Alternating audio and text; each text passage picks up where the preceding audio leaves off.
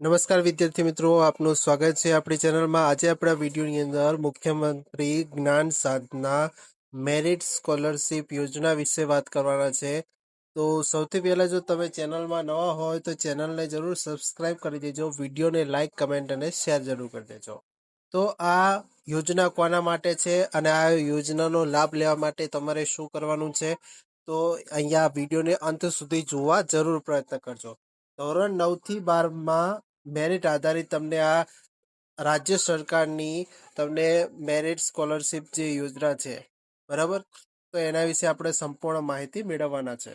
તો યોજનાની માહિતીની વાત કરીએ તો સૌ પ્રથમ 7 જૂન 2023ના રોજ આ યોજનાનો અમલ કરવા માટે શિક્ષણ વિભાગ દ્વારા આ ઠરાવ બહાર પાડવામાં આવ્યો હતો. 2023-24માં આ યોજનાનો જે શૈક્ષણિક વર્ષ 2023-24 થી સમગ્ર રાજ્યમાં આ અમલ શરૂ થયો હતો. શિક્ષણ વિભાગની વાત કરીએ તો શિક્ષણ વિભાગના સીધા માર્ગદર્શન હેઠળ આ એક પારદર્શક અમલીકરણ થયું હતું. અને આ જે યોજના છે એ મેરિટ આધારિત એટલે કે રાજ્ય પરીક્ષા બોર્ડ દ્વારા જે લેવાતી પરીક્ષા છે એ પરીક્ષામાં મેરિટને આધારે અહીંયા તમારી પસંદગી થવાની છે, બરાબર. આ યોજનાની માહિતી છે. હવે કોણ કોણ પાત્ર છે, શું દરેક વિદ્યાર્થી આ માટે એપ્લાય કરી શકે છે, તો એની એલિજિબિલિટી એટલે કે પાત્રતા શું રહેવાની છે, તો શાળાના પ્રકાર, કઈ કઈ શાળાના વિદ્યાર્થીઓ અહીં એપ્લાય કરી શકે છે, તો ધોરણ 1 થી 8 સુધી સરકારી હોય અથવા તો અનુદાનિત પ્રાથમિક શાળામાં સળંગ અભ્યાસ કરેલો તમે હોવો જોઈએ, બરાબર, તો જ આ જે સ્કોલરશિપ છે એ તમને મળવા પાત્ર રહેવાની છે. પછી રાઇટ ટુ એજ્યુકેશન વાળા વિદ્યાર્થીઓ એટલે કે રાઇટ ટુ એજ્યુકેશન હેઠળ જે સ્વનિર્ભર શાળામાં ધોરણ 1 થી 8 સુધી તમે અભ્યાસ પૂર્ણ કરનાર વિદ્યાર્થીઓ પણ આ પાત્રમાં જોડાઈ શકે છે. એટલે એટલામાં એ વિદ્યાર્થીઓ પણ આની અંદર એપ્લાય કરી શકે છે.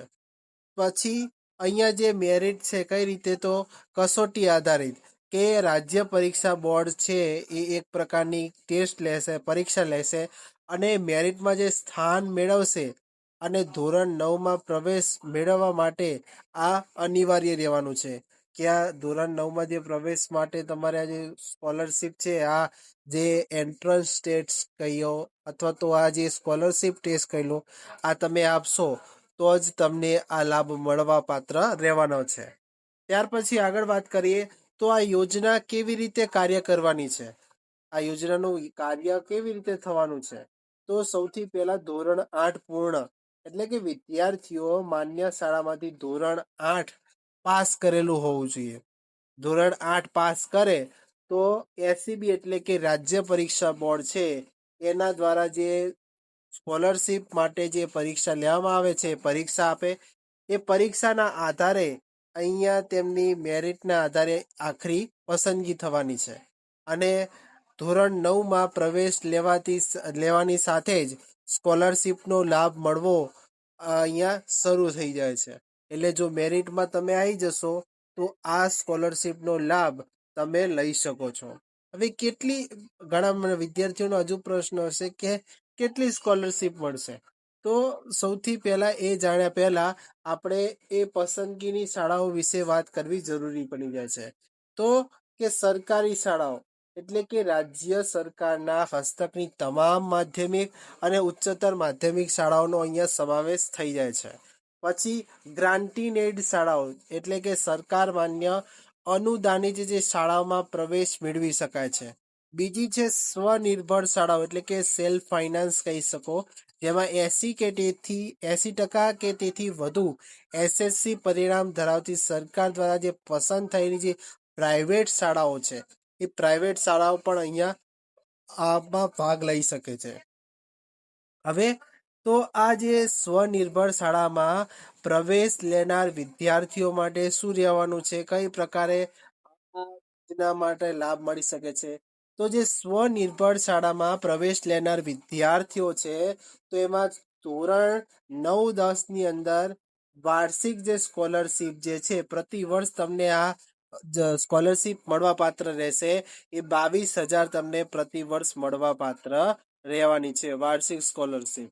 હવે ધોરણ 11 અને 12 ની અંદર વાર્ષિક સ્કોલરશીપ સહાય 25,000 રહેવાની છે.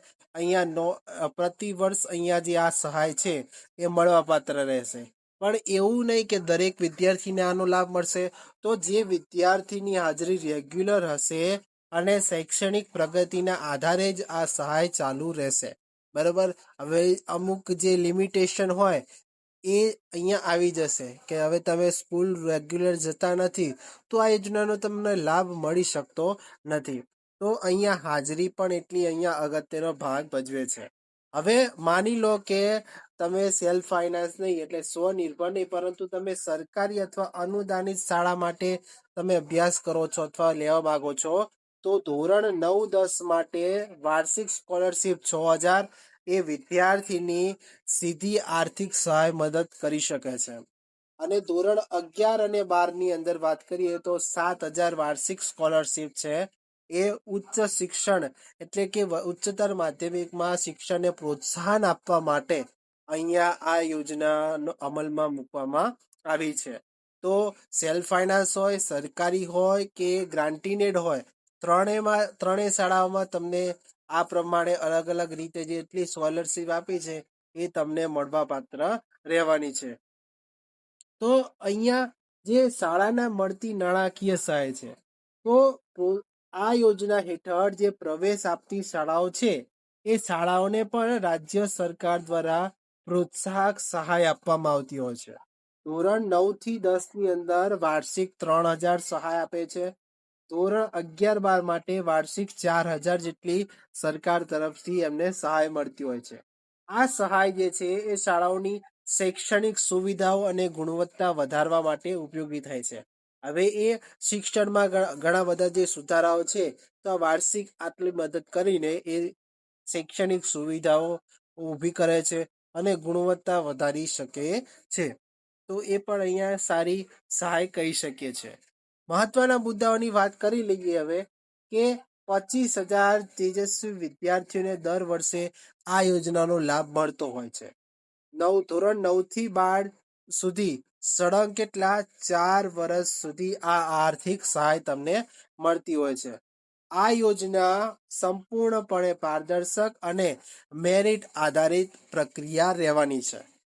ડ્રોપઆઉટ રેશિયો જે ઘટાડવા માટે અને જે તેજસ્વી વિદ્યાર્થીઓ છે એમને ઉચ્ચ શિક્ષણ માટે પ્રોત્સાહન આપવા માટે આ યોજના અમલમાં મૂકવામાં આવી છે.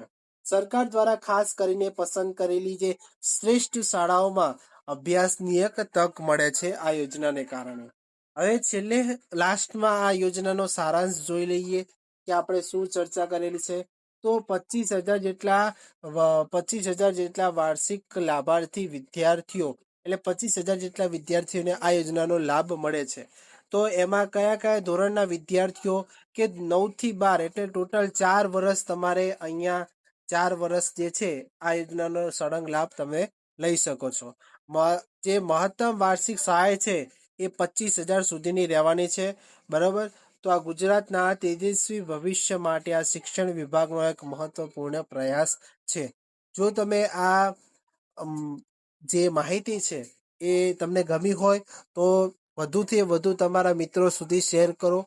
બરાબર. જે વિદ્યાર્થીઓ આગળ 9 થી 12 જવાના હોય તો એમના માટે આ એક ચાન્સ રહેવાનો છે કે આ સ્કોલરશીપનો. બરાબર. અને તમે કમેન્ટ કરીને જરૂર જણાવજો કે હજુ સુધી તમે આગળની ઘણી બધી જે યોજનાઓ છે સરકારની યોજનાઓ માટે આપણે વહાલી દીકરી યોજના છે. બરાબર. તો તમે આઈ બટન પર હું ત્યાં આપી દઈશ વહાલી દીકરી યોજના જોઈ શકો છો. ત્યાર પછી નમો લક્ષ્મી યોજના છે. પછી તમે રજીસ્ટ્રેશન માટે જે સ્કૂલ તરફથી એક નવું જ પોર્ટલ અહીંયા સ્કૂલો માટે નવું જ પોર્ટલ લોન્ચ કરવામાં આવ્યું છે નમો પોર્ટલ. એ નમો પોર્ટલ વિશે પણ મેં માહિતી આપી છે. તો એ પણ વિડીયો તમે આઈ બટન પર જઈને તમે જોઈ શકો છો. બરાબર. બંને નમો પોર્ટલ કોના માટે છે તો નમો પોર્ટલ નમો સરસ્વતી અને નમો લક્ષ્મી યોજના માટે રહેવાનું છે. તો બંને તમે જે શાળા તરફથી તમને ફોર્મ ભરી આપવામાં આવતું હોય છે. બરાબર. તો એની માહિતી તમારા જે આચાર્ય શ્રીઓ પાસેથી તમે મેળવી શકો છો. પણ તમારે એકવાર વિડીયો જોયેલો હોય તો તમે માહિતી ખબર રહે. બરાબર. અને આવી જ એજ્યુકેશનની શૈક્ષણિક માહિતી માટે આપણી યુટ્યુબ ચેનલને જરૂર સબસ્ક્રાઈબ કરી દેજો અને ઇન્સ્ટાગ્રામ પેજને પણ ફોલો કરી દેજો. ત્યાં પણ તમને ઇન્સ્ટાગ્રામને ની અંદર તમને શૈક્ષણિક માહિતીનો અપલોડ થતી હોય છે. તો ત્યાં પણ ફોલો કરી લેજો અને ફેસબુક પેજ પણ ફોલો કરી લેજો અને યુટ્યુબ ચેનલને છેલ્લે છેલ્લે સબસ્ક્રાઈબ કરતા જજો અને વધુથી વધુ મિત્રોને જોડવાનો પ્રયત્ન કરો આ ચેનલની અંદર. બરાબર. તો ફરી મળીશું આવા જ નવા વિડીયો સાથે. જય હિન્દ, જય ભારત.